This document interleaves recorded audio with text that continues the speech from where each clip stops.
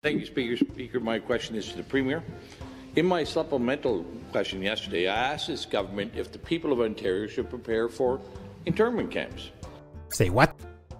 In September, the federal government posted a call for expressions of interest for contractors to supply, provide and manage quarantine isolation camps throughout every province and every territory in Canada.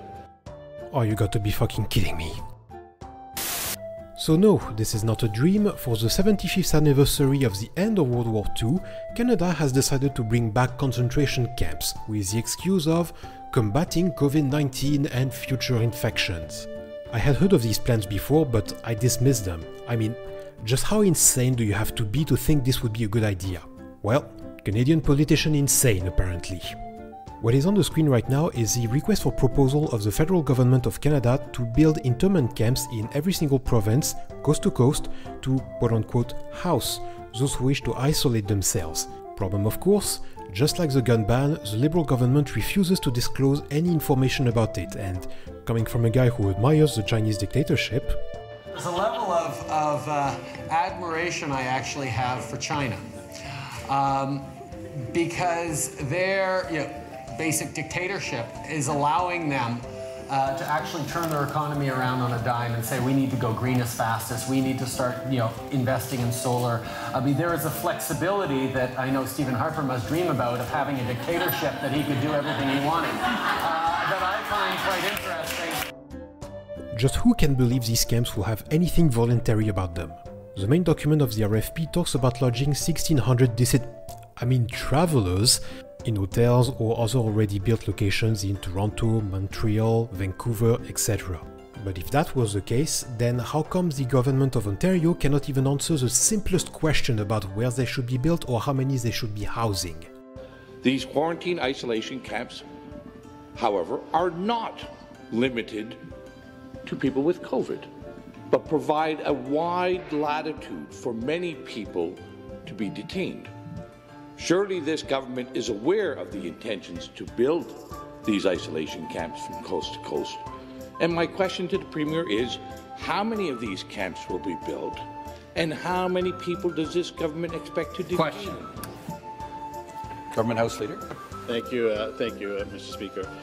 It is very true that when people leave the country and when they come back in, that the province is suggesting, and the federal government, in cooperation with the federal government, we are suggesting that people isolate themselves. That has been a practice that has been very successful, not only here in the province of Ontario, but across Canada. And we will, of course, be redoubling our efforts to make sure that the people of the province of Ontario remain safe, Mr. Speakers. Here's the RFP.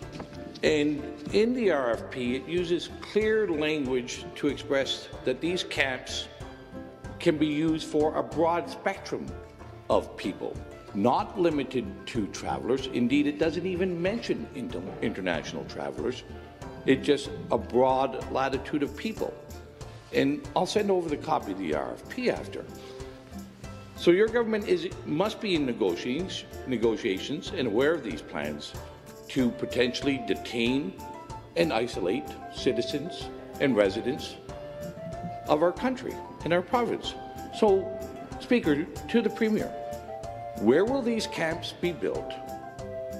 How many people will be detained? And for what reasons can people be kept in these isolation camps? And I'd like to have the Premier assure the people of Ontario. Member, take a seat. So not only do we already know this is not going to be in hotels, since the government is talking specifically about building these camps, but if it is to be voluntary, then why is it that the various provincial governments are all making laws to allow for detention for any reason or suspected reason? In Quebec, the government came out with Law 66. The time has come. Execute Order 66. Yeah, okay, you saw it coming. Good thing I'm not monetized.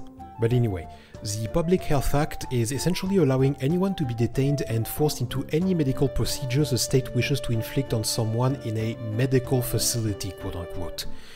Not only that, the detention can be for any length of time based on the decision from a judge on the advice of public health. and we all know how reliable the tests pushed by such departments are, aren't we? Worse, in the same act, Quebec plans to create a digital registry of vaccination, which I think means the government really does want to create some manner of health passport and start limiting people's access based on taking botched vaccines. What are the Conservatives doing in the meantime? Surely they would not tolerate this kind of shit. Well, no. They are completely on board with the abuse of power, as Ford has demonstrated by sending Ontario back into this useless lockdown and insulting those who put him on his little throne. And then all of a sudden we hear what's happening. They gather, these organizers, and as for the organizers, you know something, guys, I don't get it. I just don't get it. If we weren't so backlogged on MRIs, I'd send you to the MRI to get your brain scanned, because I don't think there's anything in there. Yeah, that's not a good look, especially with the protest in Toronto increasing every time. But far worse, in Alberta, the Public Health Act from July 29th is even more insane and does not give a shit about appearances like Quebec did. It clearly states that anyone even suspected to have an infection, not just COVID, can be detained in theory for up to 7 days. But the document, of course, is full of workarounds to keep the quote-unquote patients longer. And by treatment, we are not talking about just taking a pill or getting something injected into your arm. It also includes surgery. I'm guessing chest bursters are a big problem in Alberta.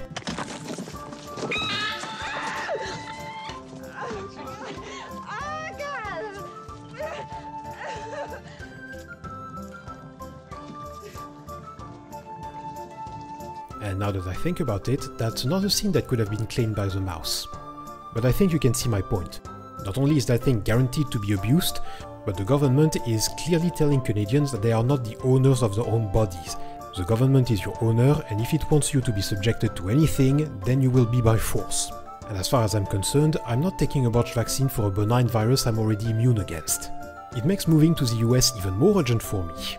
In the meantime, you can share the video, leave a like, subscribe, hit the bell, and hopefully next time I'll have something more cheerful than Canada passing the point of no return at warp speed and not showing any sign of stopping. Maybe the re-election of the God Emperor. And remember kids, Covid macht frei.